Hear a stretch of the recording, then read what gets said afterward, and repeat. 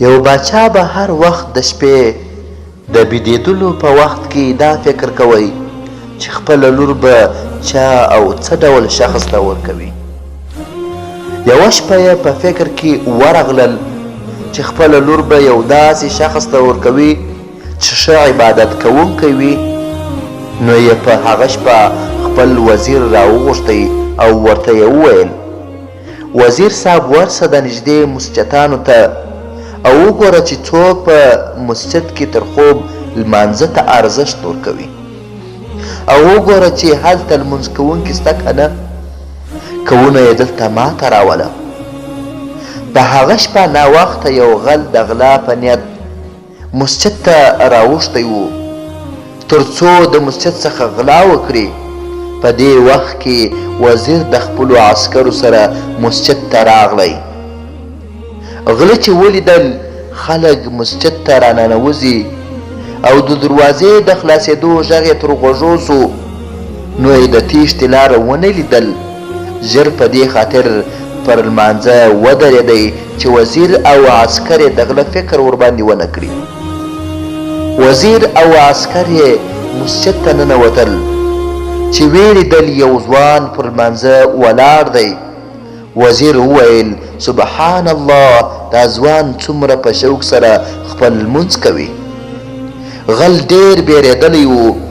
د دې بیرې په خاطر به یې یو لمونځ ختموی او بل به یې شروع کوی. وزیر ډېره حوصله وکړل. اخر یې خپلو عسکرو ته وویل چې دا ځوان تر سلام ګرځولو وروسته مه پرېږدئ چې بل لمونځ شروع کړي. ځوان چې سلام وګرځوی نو عسکرو بل نیت پرې نه ښودی او له ځان سره یې مخ د باچا پر لوري روان کړی.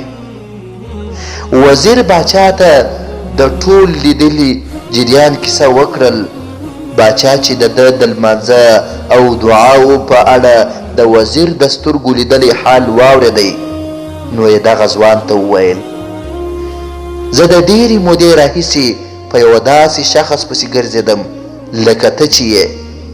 زه غواړم د خپلې لور واده ستا سره وکړم او تر هغه وروسته به دې د دې هیواد امیر وټاکم.